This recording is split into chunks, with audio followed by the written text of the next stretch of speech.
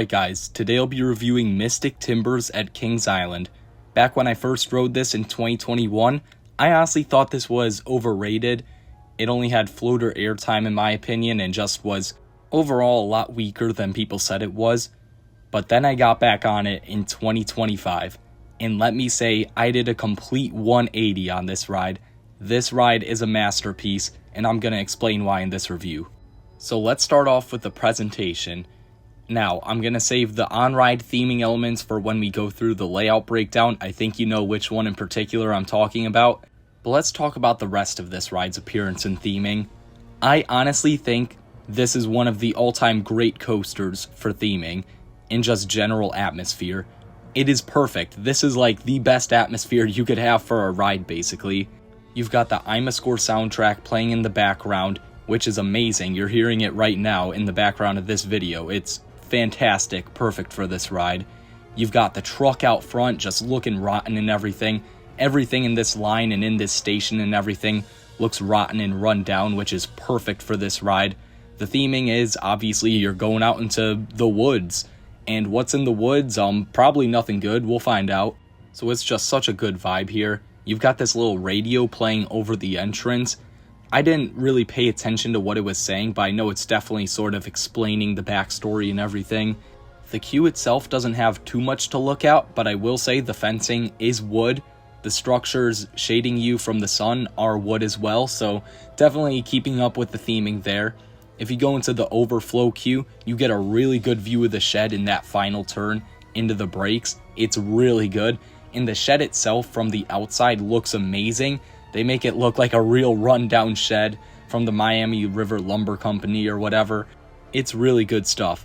Now, a concept that I thought of that probably wouldn't work because the average family wouldn't want to stay here, but I think the Thuzies would go nuts for, is to have an on-site hotel that's themed to the shed, like you're staying in the shed.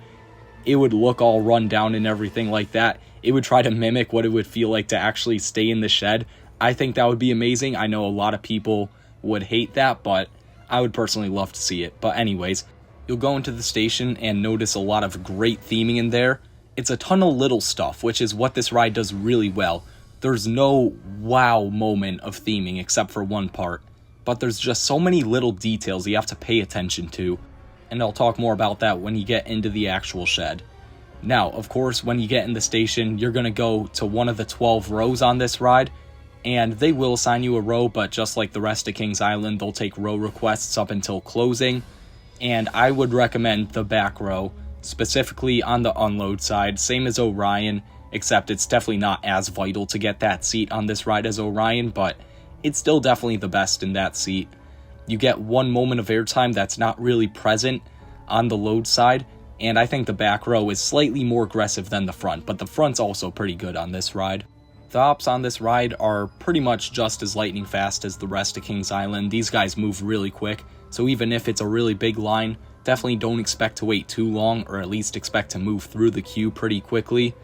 Now, once you get in these trains, you're going to notice you got the normal Millennium Flyer trains. I actually really like these. I know some of my friends don't, but I think it's really easy to get a ton of room with these. And yes, they do come down really easily during the ride, but it's also extremely easy to hold these up. It is not a challenge at all to hold these up during the ride. They're extremely light, so even if you're weak, definitely don't worry about having to hold them up during the ride, because yeah, you can definitely do that. The lap bars are comfortable, the seats are padded. Overall, just no one should have an issue with these. There's also a seat belt, but it's just extremely loose. There is absolutely no reason anyone should worry about the seat belt. One thing I also want to mention right now before we get into the layout is this ride is somewhat rough. I don't want to say it's actually rough, like I think Beast is definitely rougher than it despite its retracking. Back when I rode it in 2021, it was butter smooth. Now there's definitely a bit of that wooden coaster rumble to it. Nothing that's truly going to annoy anyone, but I just want to note, don't go in expecting a butter smooth ride, which if you know me, I like that. I like that it actually feels like a wooden coaster now, so that's definitely one of the many reasons this shot way up in my rankings. So you're going to start out of the station, take a right-hand turn, go through a little bunny hill before popping up into the lift hill. This pre-lift honestly doesn't really do anything, unfortunately. It's just there to warm you up. Now, after that, you're going to go up the lift hill, and it is very loud, sort of like how the rain is pretty loud in this room right now when I'm recording, so I apologize if that sort of gets in the way of the audio, but it's whatever, I can't do anything about it. Anyways, back to the lift hill. Yeah, I really like this lift hill. There's a bunch of narration throughout it, and I love that it actually stops on the lift hill, so you can get to hear what the narration is saying, and it's all these really corny lines like, go back to your video games, this place isn't safe, just stuff like that. It's really stupid, and I actually kind of like it. Back in 2021, I said this was just annoying and wasting time, but now that I realize how 3-train operations on this ride actually work, it really doesn't waste time, because you're going to have to wait either here listening to some audio hyping you up, or right before the shed, just staring at it. So either way, you're getting some theming, so it doesn't really matter. It's definitely nice, and I especially like how you still go over the drop full speed, because it does that slow down so you can hear the audio, and then it still speeds back up. It actually sends you over the drop full speed, which I really appreciate. Speaking of that drop, yeah, it's an amazing one. In the front, you'll just get some laterals, but in the back, you will get some very violent laterals combined with violent ejector airtime. This is definitely one of the highlights on the ride. It's an amazing moment. It's just pure chaos, one of my favorite first drops. Both the laterals and the airtime are extremely abrupt, and at the valley of this first drop, you're going to maintain those laterals. You're going to stay pinned to the right of your seat while feeling the speed. Unfortunately, there's no positives on this ride, but that's okay. This ride excels in so much else that it doesn't really need the positives. After that first drop, you're going to pop up into the turnaround. In the front, you get some flowjector going into it. In the back, you don't really get anything. You'll get a little bit of laterals throwing you to the right before heading down that drop, and I'd say this is definitely the second most sustained moment of airtime on the ride. You definitely feel it for a couple seconds. It's very weak ejector, I would say, maybe even flowjector in the back row. Definitely nothing too good in the front, but this is just the warm-up. The real chaos begins with the first speed hill, and I will note, this ride has the best setting on any coaster. Even in the day, you feel completely secluded, the trees are just engulfing you, and I would honestly argue this ride could have the best theming for the theme that the ride has, because, well, it's themed to trees, and sure enough, there are a whole lot of trees back here, which make it, in my opinion, the best night ride I've ever experienced. But let's talk about the layout first. This first speed hill is elite. You get about a couple seconds of pure sustained ejector. It's about as good as Orion Speed Hill or Mako Speed Hill. It's fantastic. And then you head through another one of these. It feels about the same. It's definitely mid-tier ejector. Nothing too strong. It's not RMC, Wildcats Revenge, Airy Force 1 style, but it's very aggressive still. And then at the end of this second speed hill, you begin your sequence of lateral ejector moments. And this is where Mystic Timbers really shines, is ejecting you out of your seat and then throwing you to the side of your seat in completely random fashion. It is beautiful how this ride works. You turn to the right, getting a bit of laterals throwing you to the left, and then you hit an S hill, and you get strong violent ejector while getting thrown to the right. This is my personal favorite element on the ride, and it is one of the all-time great lateral ejector moments. After this, you're going to pop up into a turn, and you're going to get some great ejector in the front and the back going into this. You're still recovering, pinned to the side of your train while you get this ejector, and then right when you land back in your seat, if you're in the back, you're probably not even in your seat yet, you're going to get chucked to the left extremely violently here before getting thrown down the next drop, and it's just so rapid fire. You cannot recover. It's just airtime moment, split second later, lateral moment, split second later, airtime moment. The sequencing and pacing on this coaster is genius. In fact, I might argue this has the best sequencing on any coaster, just because it's so brilliant how GCI made it so you have no time to recover between airtime moment and lateral moment. This ride has such a perfect combination of the two forces. After that, you're going to head through another one of these step up, step down with a twist in the middle. It's incredible. You get more ejector going into it, and then a split second later, you get viciously tossed to the left before getting viciously tossed to the right while getting ejector. I would say it's the weakest ejector in the first half, besides that turnaround, but it's still okay. But you do get the great laterals combined with it. And then after that, you head through the turnaround, and I really like this element. It's not extremely abrupt laterals, but you are completely folded over. I mean, it is extremely strong once it gets up to that point. You do have to build up throughout this turn, but it's worth it. You're definitely pinned to the right side of that train, and I would say the tunnel adds a bit to it, especially at night, because it's pitch black, and then it's really pitch black, so then you're sort of thrown off when you go back into the woods. It's really cool. After that, you're going to hit a little speed hill. Unfortunately, that's sort of flowjector anywhere in the train. It's a bit stronger in the front, but not really. It's still a bit of a break. And then in the front, this next big hill is definitely a break. You just get some weak floater on that. But in the back, there is a weird ejector kink halfway through this hill. You get nothing, and then all of a sudden, you get a weak pop of ejector. It's really weird, but I kind of like it. It just adds to the insanity of the ride. It's unpredictable. You'll hit another little speed hill, getting some weak ejector, before turning around to the right, getting thrown to the left. Not quite as viciously as you just got thrown around in the first half, but still pretty fun. I think you can probably tell which half is better, but the second half is still good, and you got a couple more great airtime and lateral moments coming up, including the next hill. This one's pretty strong. You get ejector on there for sure. Again, it's not incredibly strong ejector, but I would say it's definitely ejector. After this, you'll turn to the left, and you'll get thrown to the right a little bit here. It's not too strong, but definitely something.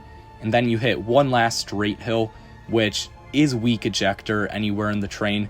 It's definitely one of the weaker airtime moments on the ride, but it's still good. And then you hit the trick track, and this is why you want to be on that unload side. On the load side, this first part of the trick track does absolutely nothing, but on the unload side, you get more ejector. It's really weird.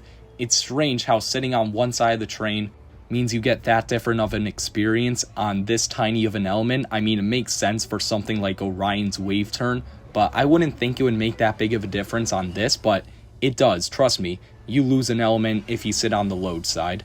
And then after that, you have another little trick track. This time, the load side is slightly better, but you barely get airtime on that. That's really just for laterals. Anywhere on the train, you're going to get thrown to the left a little bit. And then you pop up into the brakes. And this element's definitely better in the front. You get a bit of airtime going into it. I would say it's weak ejector before getting absolutely body slammed to the right. I mean, this is Adventure Express style laterals getting slammed into these brakes.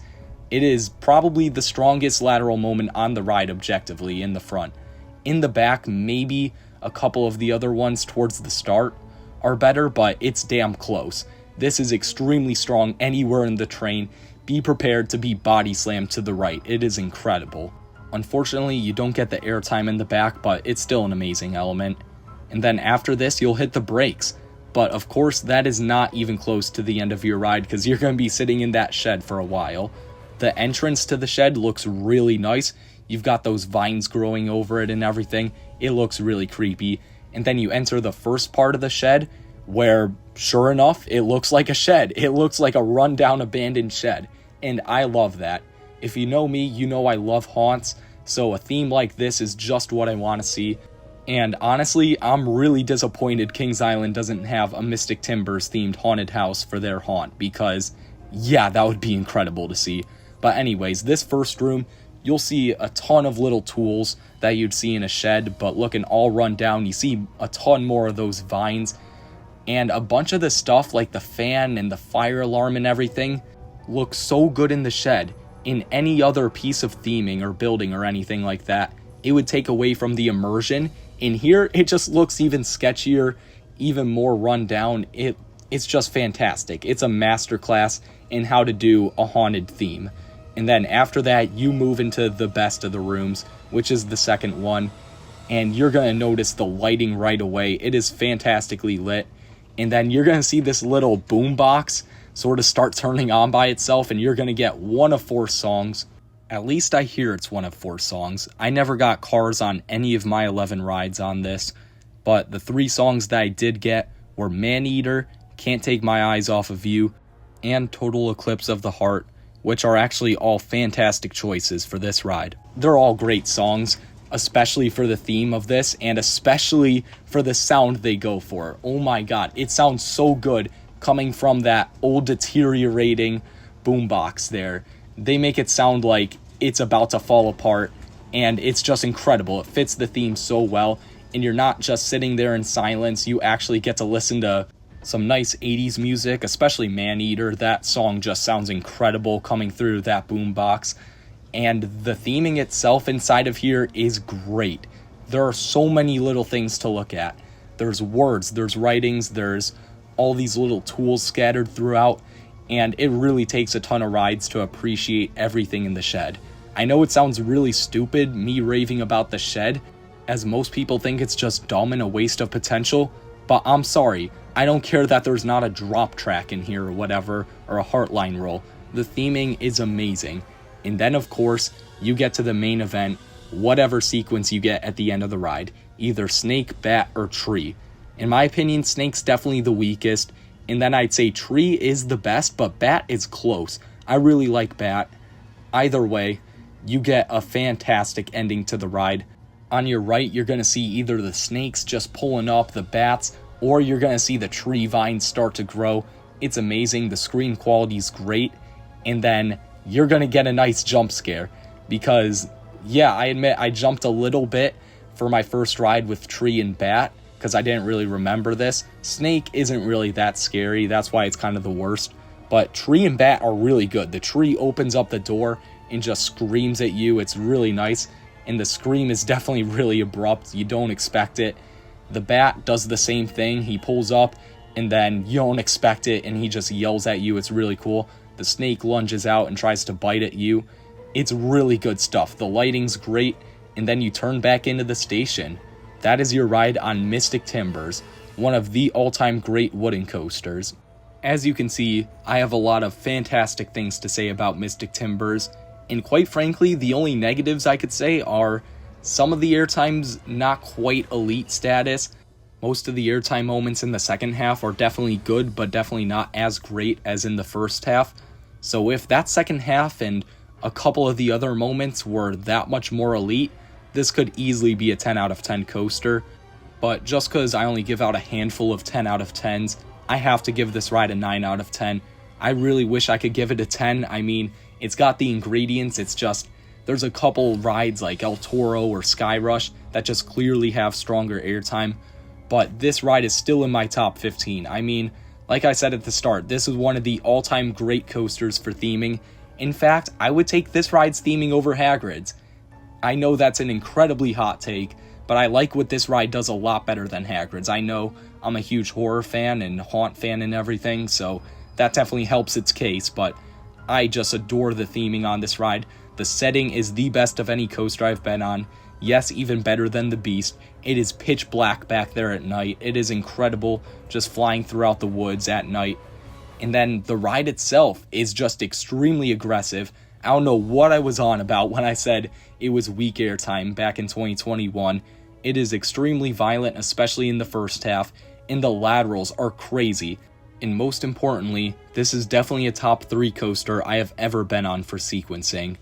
I will be completely honest, there is a point where I considered putting this over Steel Vengeance in my rankings. I currently have it at 14, but honestly a night ride on this could be top 10 for me. I just think I can't put it quite that high because I definitely have it below Steel Vengeance during the day. Steel Vengeance just has too much airtime. But that being said, this is still easily one of the greatest wooden coasters in the world. So let me know what you guys think of Mystic Timbers down in the comments below.